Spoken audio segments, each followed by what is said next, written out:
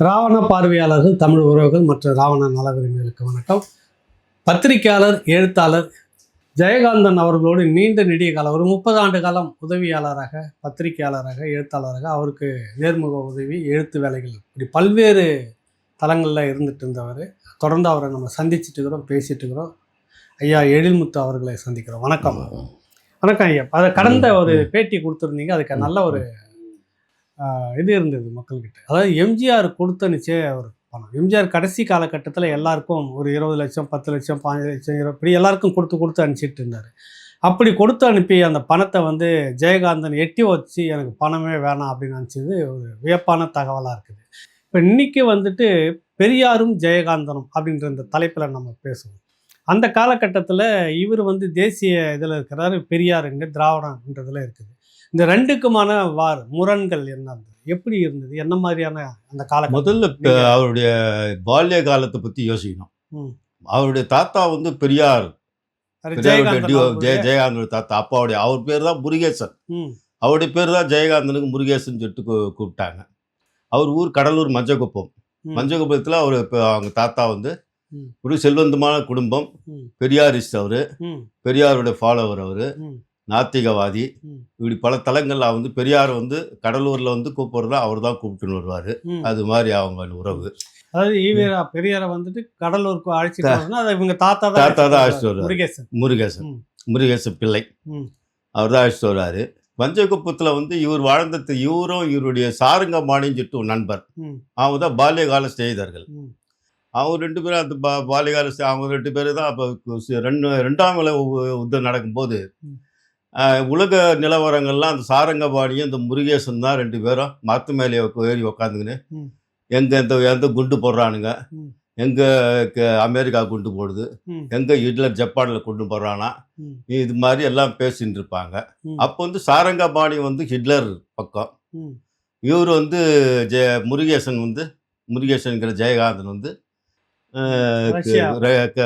ஸ்டாலின் பக்கம். ஏன்னா அவருக்கு ஸ்டாலினோட மீசை ரொம்ப பிடிக்குமா.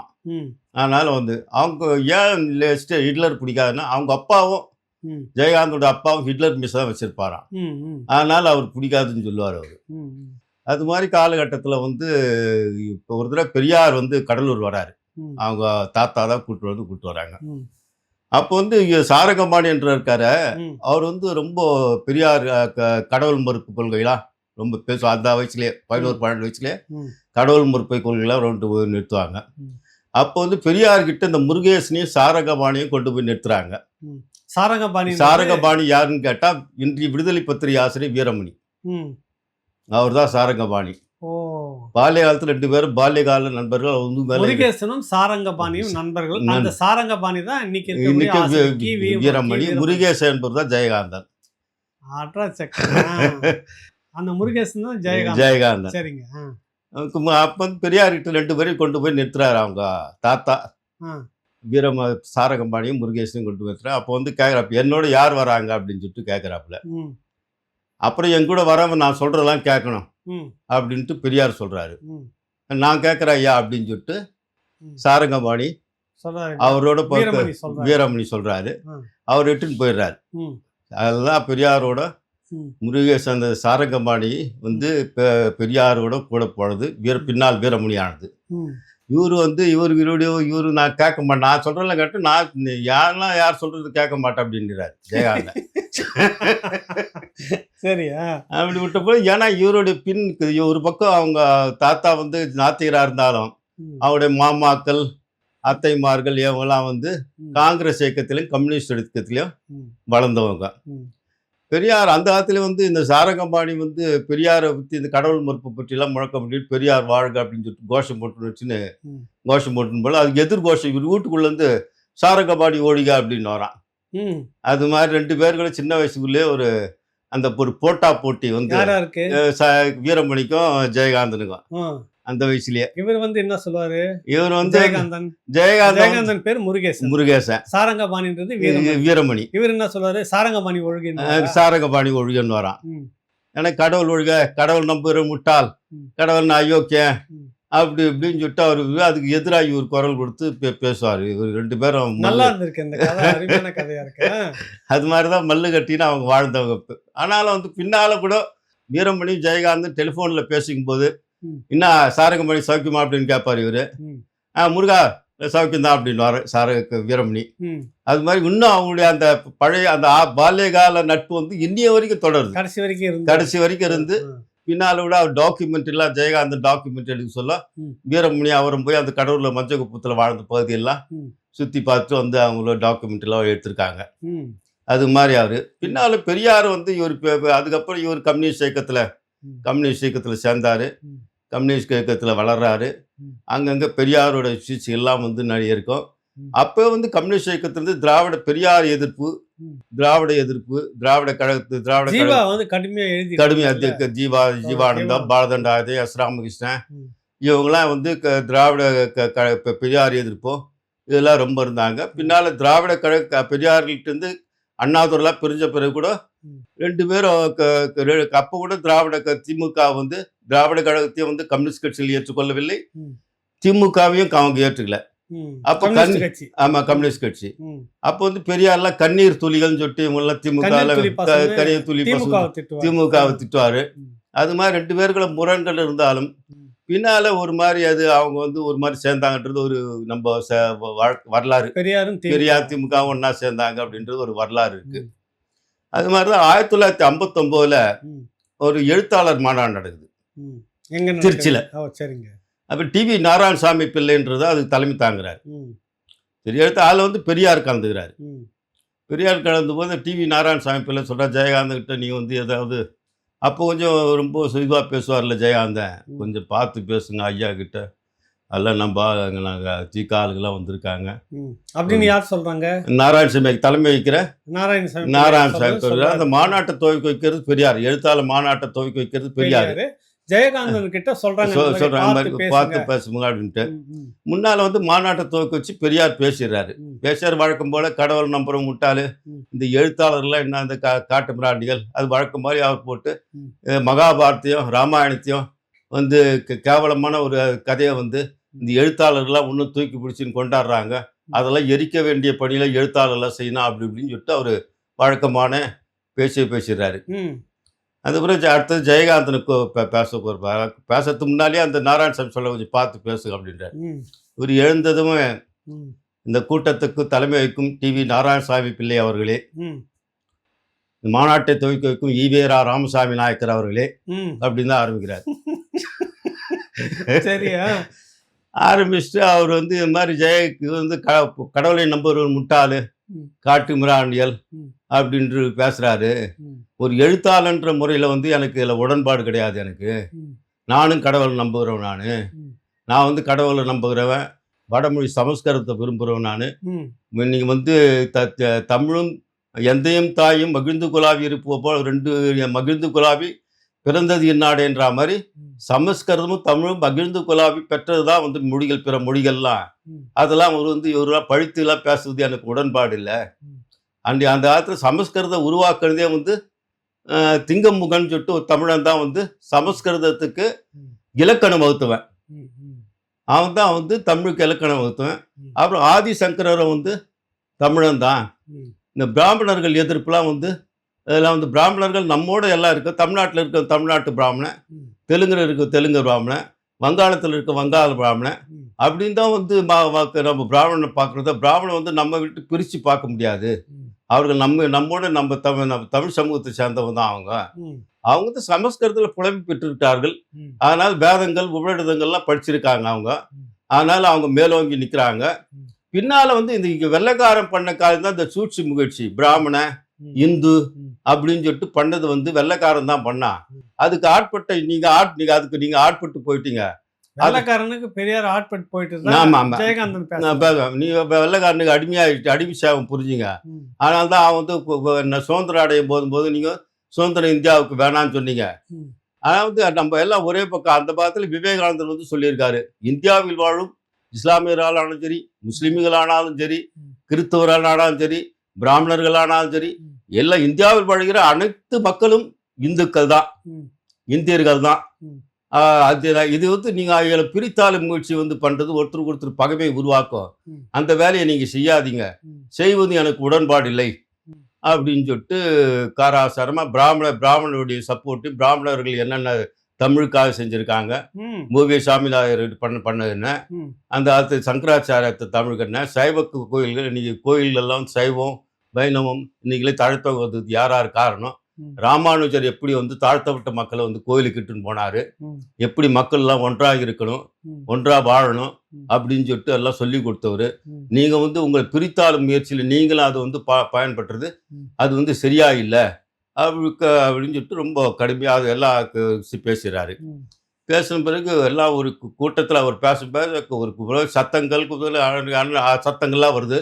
பெரிய ஒன்று அப்படின்னு சொல்லிட்டு எல்லாரையும் நிப்பாட்டி அவர் அமைதியானுக்கு கைத்தடி வச்சு நல்ல விஷயங்கள்ல நல்ல விஷயம் சொல்லும் போது தடியை வச்சு தட்டு கீழே தட்டி அவரும் கைத்தட்டி ரொம்ப ரசிக்கிறாரு. ரசிச்சுட்டு அருமை கூட்டம்லாம் முடிஞ்ச பிறகு எல்லாம் ஒரு மாதிரி கோஷம். அப்புறம் வந்து பெரியார்கிட்ட சொல்கிறாங்க, பாருங்க எதிர்த்து நம்ம வந்து ரொம்ப பாருங்க நம்மளாம் வந்து எப்படி கண்ணாமண்ணான்னு பேசுகிறா பொழுது என்னங்க இதுன்னு சொல்லிட்டு, இப்போவே அவன் நமக்கு நாமெல்லாம் கேள்வி கேட்குறான், இன்னைக்கு சரியான பதில் அவன் தான் சொல்லியிருக்கான். அவன் தான் நம்ம கேட்குற கேள்விக்கு நம்மகிட்ட எவனும் சொல்லாத ஒரு பதில் சொல்கிறான். அவன் சொந்தமாக புத்தி யோசிச்சு சொல்கிறான். அப்புறம் அவர் ஜெயகாந்தன் பேசும்போது சொல்கிறாரு, பெரியார்கிட்ட எனக்கு பிடிச்ச கூட என்னன்னா, நீ அவன் சொல்கிறான் இவன் சொல்கிறான்னு சொல்லிட்டு கேட்டுன்னு இருக்காத, உன் புத்திக்கு தோண்டது நீ பேசுன்னு சொல்லிட்டு எனக்கு கற்றுக் கொடுத்தது இந்த பெரியார் தான். அவரே போட்டு சாத்தாங்க, அவர் சொன்னதே போட்டு அவருக்கே கொடுத்துட்டாரு அப்படின்ட்டு சொன்ன அதுன்னு சொல்றாரு அவர் ஜெயகாந்தன். அவன் சரியான போய் சேர்ந்து சொல்றான். அவன் நாமெல்லாம் இது வரைக்கும் 1008 கேள்வி கேட்குறோம், எவனும் அதுக்கு பதில் சொல்ல, இவன் பதில் சொல்றான். அவன் நம்பாலியா அவன் அப்படின்ற அவன் ஒரு மாதிரி அவன்லாம் அந்த கூட இருக்க தோழர்கள்லாம் வந்து அந்த பெரியார் இயக்க தோழர்லாம் வந்து அடக்கி வச்சிடறாரு. கூட்டம் முடிஞ்சு கீழே வராரு. அவர் பெரியார் வந்து ஜெயகாந்தன், நீ நான் பிராமண பிள்ளையா அப்படின்றாரு. இல்லை நான் வெறும் பிள்ளை அப்படின்றாரு. பிராமண பிள்ளையான்னு பெரியார் ஜாதியை கேட்கிறாரு. இவர் வந்துட்டு நல்ல வெறும் பிள்ளை நானு அப்படின்றாரு. அதான் அதான் அதான் அதான் அப்படின்னு சொல்லிட்டு ஜெயகாந்த் அது எழுதுறாரு. அவருடைய அந்த மேன்மையும் பட்டாலும் சங்கு சுட்டாலும் மேன்மக்கள் குணத்தை வந்து நான் பெரியார்கிட்ட நான் பார்த்தேன். நான் அது மாதிரி ஒரு ஆளு என் அவர் காலில் விழுந்து நமஸ்கரிக்கலான்னு சொல்லிட்டு எனக்கு தோணுச்சு அப்படின்னு சொல்லிட்டு பெரியார் வந்து ரொம்ப அப்ரிஷியேட் பண்றாரு. பெரும்பாலும் பெரியார் வந்து அவர் பேச்செல்லாம் ஜெயகாந்த் அவர் கேட்பாரு, அப்பப்போ எங்களை கால கேட்பாரு. ஒரு திண்ணை பேச்சு மாதிரி தான் பெரியாருடைய இது வந்து அவர் வச்சதை தவிர பெரியாரோட அவர் கடைசி வரைக்கும் முரண்பட்டு தான் நின்றார் அவர். ஏன்னா பெரியார் எப்படி பிராமண எதிர்ப்பு, பிராமணர் பூண்டில் இருக்கிறது, பூண்டில் இருக்கிற காரியத்தை பண்றது, அந்த காரியம்லாம் பண்ணார்ல. பிள்ளையார் சிலையை வந்து போட்டு உடைக்கிறது. அவர் எப்போ பிள்ளையார் சிலை உடைக்க ஆரம்பிச்சாரோ தமிழ்நாட்டில் அங்கங்க பிள்ளையார் கோவில் தோன்றுச்சு. ஏன்னா தமிழுடைய குணம் என்னன்னா எதையும் எதிர்மறையா யோசிக்கிறது. எப்போ பிள்ளையார் சிலையை உடைக்க ஆரம்பிச்சாரோ தமிழ்நாட்டில் பிள்ளையார் சிலைகள்லாம் வந்து நிறைய பெருகிச்சு.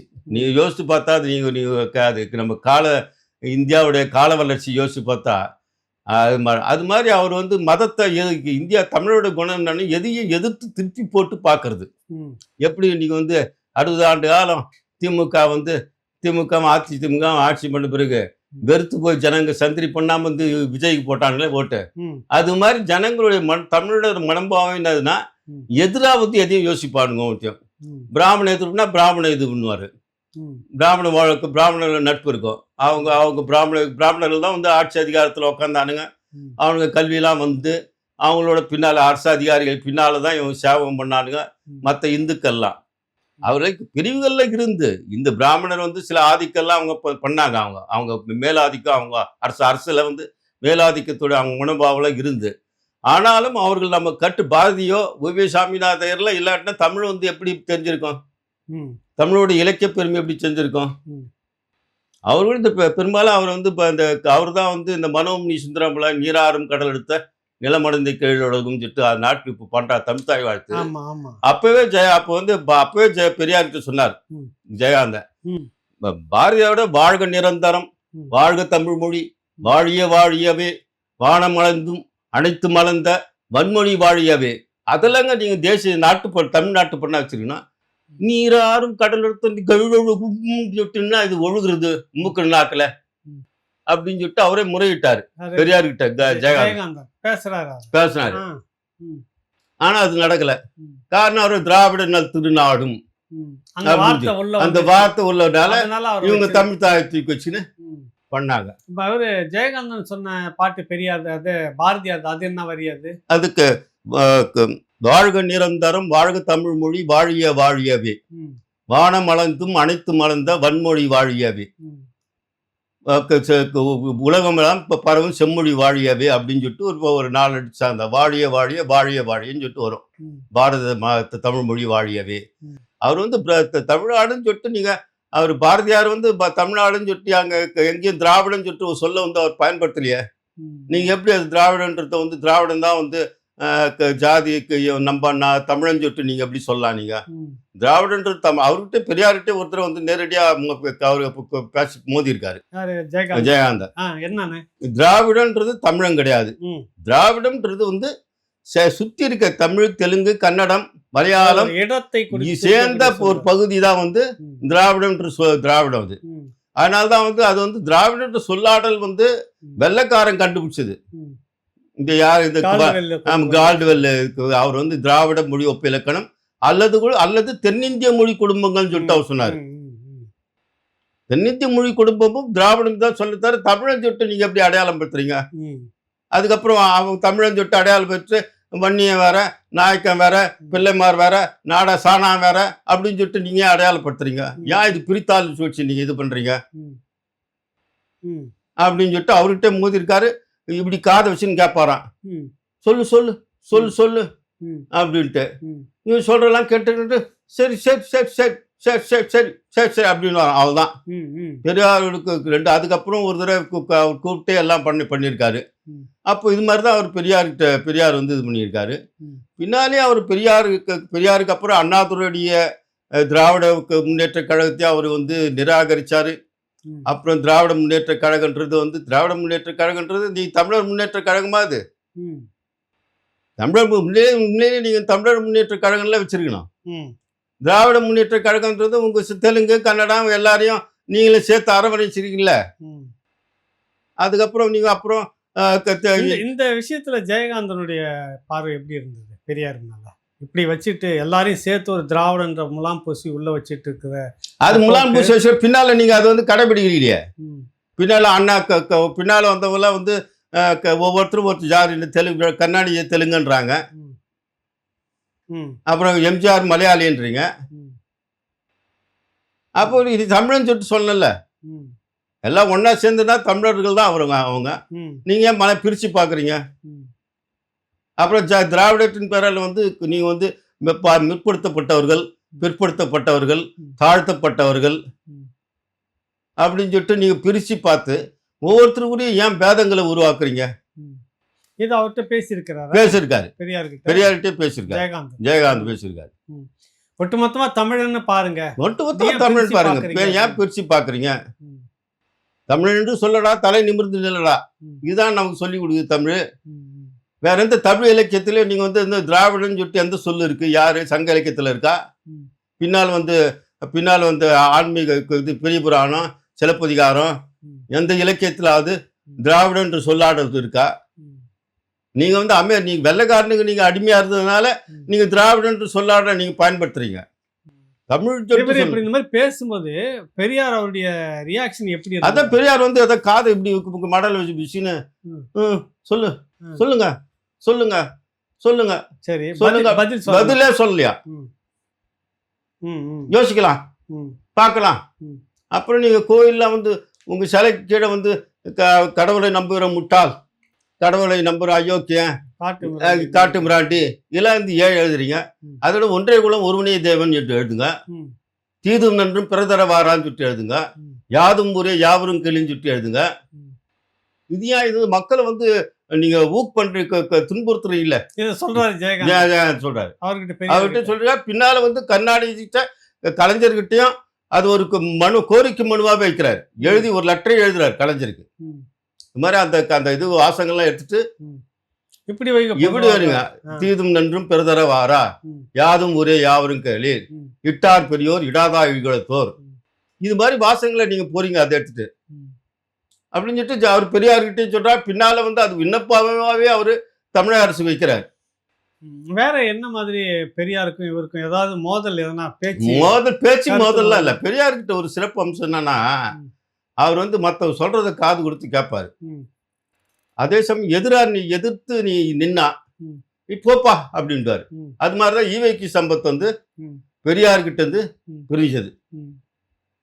என் பேச்சை கேட்கறவன் என் கூட இருக்கட்டும், இல்லைன்னா போ அப்படின்றதுல அவர் தீர்மானமா அவர் கடைசி காலம். ஈவிகே சம்பத்துக்கும் பெரியாருக்கும் என்ன முரண்பாடு? அவங்க இத்தனையும் உறவுகாரங்க தானே, அவங்க சொந்தமுக்கு பெரியப்பா சித்தப்பா கிருஷ்ணசாமி இவரோட அவருக்கு பையன், அவங்க பிரதரோட பையன். அதுல தான் வந்து திராவிட கழகம். அப்ப திமுக வந்து பிரியுது. பிரியும் போது வந்து இவர் வந்து கல்யாணம் திமுகவில் அந்த மணியம்மையை கல்யாணம் பண்ணிக்கிறாரு. கல்யாணம் பிறகு பிரச்சனை வருது, சொத்து பிரச்சனை எல்லாம் வருது. அவர் கூட ராஜாஜியை கேட்டுதான் அது கல்யாணம் பண்றாரு.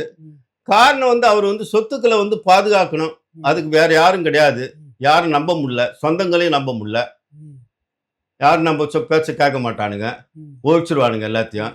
அதனால ஒரு நம்பிக்கை வேணுன்றதுக்காக தான் ஒரு மணியம்மையை கல்யாணம் பண்றாரு. இல்ல அதுதான் இப்ப என்னன்னா ஒரு விவாதம் வந்தது. என்னன்னா ஜெயகாந்தன் எப்படி பார்த்தாரு அப்படின்னு தெரியல. அந்த காலகட்டத்தில் திராவிட கழகத்தை சேர்ந்தவர்கள்லாம் பொதுவாக காங்கிரஸில் இருக்கக்கூடிய பெரிய பெரிய ஆளுங்க எல்லாருமே நில சுவார்ந்தார்கள் எல்லாமே சின்ன வயசு பொண்ணை கல்யாணம் பண்ணுவாங்க, பொருந்தா திருமணம் அப்படின்னு சொல்லிட்டு எதிர்த்து இவங்க போராட்டம் பண்ணிட்டு இருந்தாங்க. நிறைய இடத்துல தகராறுலாம் நடந்திருக்குது. யாரும் திராவிட கழகத்தை சேர்ந்தவர்கள் இது ஒரு பொருந்தா திருமணம், நீ 60-70 வயசு இருக்கிற அது இளம் பொண்ணா, சின்ன பொண்ணு, வயசு வித்தியாசம், இது எப்படி வந்து சரியா இருக்கும்லாம் வெளிப்படையாக பேசியிருக்கிறாரு. அப்படிப்பட்ட எதிர்த்து அந்த திராவிட கழகம் அந்த பெரியாரே இந்த வயசு வித்தியாசத்துல மணியம்மையை கல்யாணம் பண்ண அவர் மாதிரி சின்ன பொண்ணு கல்யாணம் பண்ணிக்கலையா அவரு? அந்த அம்மா மணியம்மைக்கு கல்யாணம் பண்ண சொல்ல 43 வயசு அந்த அம்மாவுக்கு. மணியம்மைக்கு கல்யாணம் பண்ண சொல்ல, ஏன்னா அந்த அம்மா கூடவே பெரியாரோடவே அவங்க முன்னாள் சேவெல்லாம் பண்ணிட்டு இருக்காங்க. அந்த அம்மா பெரியாருக்காக வந்து கல்யாணம் பண்ணும்போது 43 வயசு. ஆமா, அதுக்கு முன்னாடி அவங்க பெரியாரோட அவங்க தீக்கால இருந்தவங்க. வித்தியாசம் நிறைய இல்லாத சொல்லுவாங்க. அதுக்கு ஜெயகாந்தன் வந்து என்ன அது வந்து அது அவருக்கு அவர் சொத்து வேற எதுவும் பாதுகாக்க முடியல, யாரையும் நம்ப முடியல, சொந்தக்காரங்களை நம்பல. அதாவது அந்த ஒரு மொழி உண்டு, இந்த வன்னியனும் அர்ஜுனும் வந்து எந்த காலத்திலும் வந்து ஒரு முதன்மை பதவியை வந்து வகிக்க முடியாது. ஏன் முடியாது? காரணம் என்னன்னா, இந்த இவங்க அர்ஜுன் இருக்காங்கல்ல, அவனுக்கு உறவுகளை வந்து வெட்டிப்பானுங்க குத்திப்பானுங்க கொலை பண்ணுவாங்க. இந்த வன்னியர் சமூகம் இருக்குங்களே, அது வந்து உறவுகளை வந்து வளப்படுத்தாது. அப்பா அண்ணன் சொத்து தகராறு, சரி சொத்து தகராறு, அதெல்லாம் வந்து ரொம்ப ஜாக்கிரதையா இருப்பானுங்க. அண்ணன் தம்பி எல்லாம் வந்து விட்டு கொடுக்க மாட்டான் சொத்துல. மற்றபடி எல்லாம் ஒன்னா கூட்டு குடும்பமா விவசாயம் எல்லாம் பண்ணுவானுங்க. சொத்து பிரிக்கும் போது அவங்க அடிச்சுப்பானுங்க பிடிச்சிப்பானுங்க.